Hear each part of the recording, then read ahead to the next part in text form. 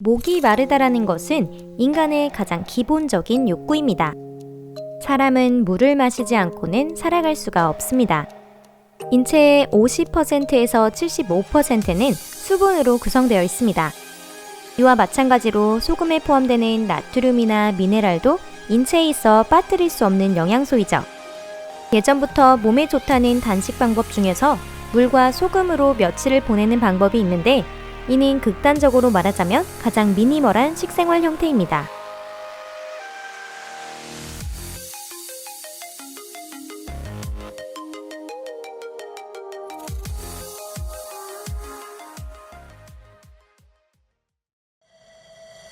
바닷물은 마시면 안 되나?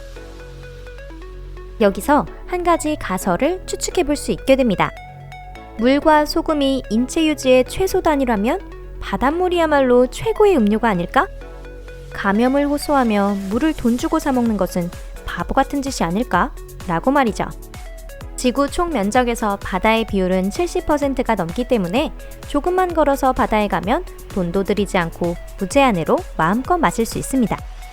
하지만 음료업체는 바닷물을 병에 넣어서 팔지는 않습니다. 왜냐하면 바다의 물을 계속 마시면 죽어버리기 때문인데요. 주요 사인은 단기적으로는 탈수 증상, 중장기적으로는 요독증에 따른 심부전입니다. 탈수 증상은 목이 마른 것이고, 요독증이란 쉽게 말하면 소변이 나오지 않는 증상이에요. 여기서 두 가지 의문이 떠오릅니다. 첫째는 왜 수분을 마시면 마실수록 목이 마르는가? 그리고 두 번째는 왜 수분을 섭취하였는데 소변이 배출되지 않는가? 라는 점입니다.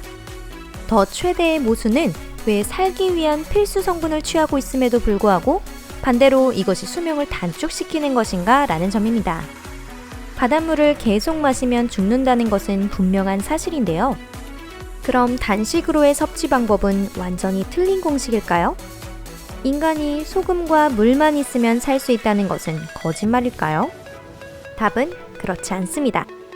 비밀을 푸는 열쇠는 바로 인체의 염분 농도에 있습니다. 인체와 바닷물의 염분 농도. 단적으로 말하면 인간의 세포는 수분과 염분의 균형이 일정하게 유지되어 있는 액체 안에서만 그 활동을 유지할 수 있습니다. 어느 쪽이 너무 적거나 또는 너무 많으면 세포가 깨지기 시작하며 곧 죽게 되죠. 일정량의 수분에 포함된 염분량의 비율을 염분 농도라고 하는데, 인체의 세포 활동의 최적의 밸런스는 물 1리터에 소금 약 9g, 퍼센티지로 하면 대략 0.9%의 농도입니다. 그에 비해 바닷물의 염분 농도는 3.5%입니다. 술로 비유하자면 맥주와 소주만큼이나 다른 것이죠. 예를 들어 바닷물을 1리터 정도 마신다면 3.5g의 염분이 몸속으로 들어오게 됩니다. 염분 농도를 0.9%로 유지하려면 약 4리터의 수분이 필요하게 되고, 결과적으로 3리터의 수분이 부족하다는 계산이 나오게 되죠.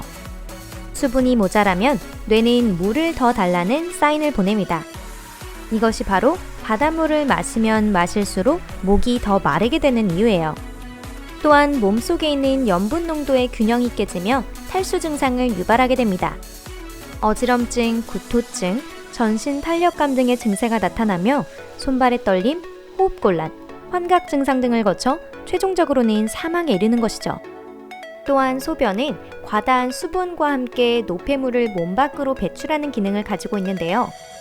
몸속에 염분이 너무 많으면 수분이 배출되지 않아 소변이 나오지 않게 됩니다. 그렇게 되면 밖으로 나가야 할 노폐물이 혈액 속에 머물게 되어 신장을 중심으로 각 부위에 중대한 기능 장애를 일으키게 되는 거죠. 이것이 바닷물을 마셔도 소변이 나오지 않는 이유입니다. 즉, 인체의 생명 유지에 필요한 성분을 포함하고 있음에도 수명을 단축시키는 모순의 정체는 염분 농도의 균형 붕괴였던 것입니다. 소금의 치사량. 아무리 몸에 필요한 것이라도 불균형한 섭취는 독이라는 것을 이해하셨죠? 그렇다면 구체적인 치사량은 과연 얼마나 될까요? 실제로 단기적인 염분의 과잉 섭취, 어떤 경우는 간장을 한꺼번에 마셨다가 사망한 예도 보고되었다고 합니다. 일반적인 염분의 치사량에 대해서는 여러 가지 설이 있고, 체중 1kg당 0.5g에서 3g으로 상당한 폭이 있습니다. 결국 60kg인 사람의 치사량은 30g에서 180g이라는 뜻이고, 이것은 작은 숟가락으로 5에서 15숟가락인데 일상적으로 섭취하기에는 어려운 양이죠. 간장의 염분 농도는 18% 정도로 조금 전에 든 예에서는 1리터를 단번에 마신 것으로 보고 있으며, 이는 염분량으로 바꾸면 딱 180g에 해당하는 양입니다. 어쨌든 순간적인 염분 섭취는 죽음에 이를 가능성이 있다는 사실만은 분명한 것 같습니다. 다만 단순히 순간적인 섭취량을 생각하는 것보다 염분 농도에 더 중점을 둘 필요가 있는데요. 반대로 180g의 염분을 섭취한다고 해도 체내의 염분 농도가 0.9%로 유지되고 있다면 문제가 없을 수도 있습니다. 그때 필요한 수분의 양은 x 곱하기 0.009는 180이라는 식이 성립되므로 답은 2밖에 될 수 없습니다. 20리터의 물도 함께 마신다면 세포 유지에는 문제가 없다는 것이죠. 무게로 고치면 20kg입니다.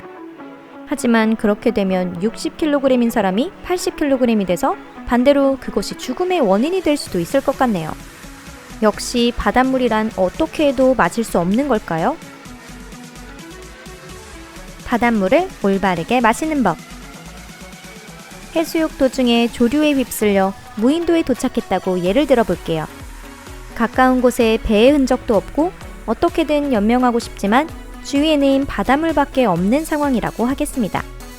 생명 유지에는 수분 확보를 최우선으로 해야 하는데 1리터의 바닷물을 마시려면 역으로 담수 3리터가 필요해지는 이상한 상황이 되어버립니다.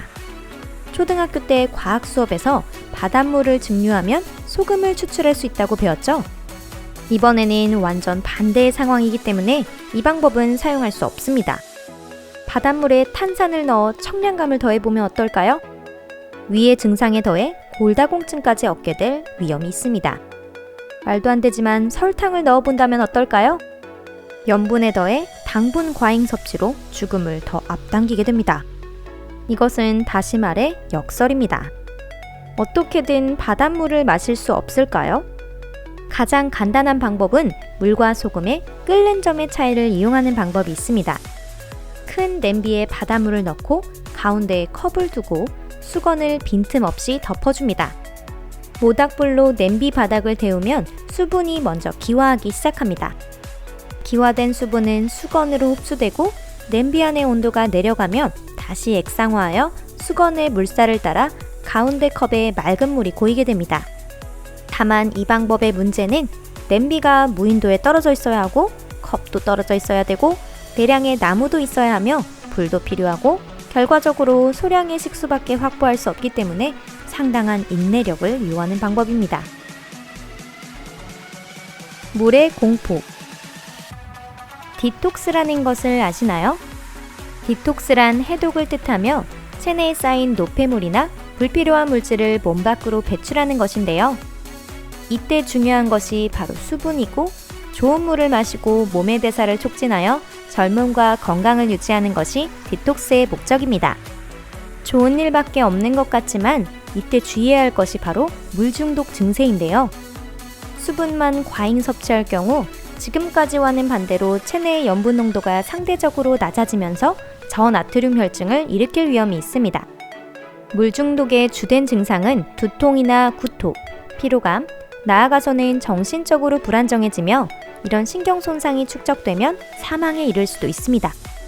다이어트 등을 할 때에는 식생활의 편중 외에도 체내의 염분이 부족할 가능성도 있기 때문에 적절한 지도가 없는 상태에서 극단적인 편식은 주의할 필요가 있습니다.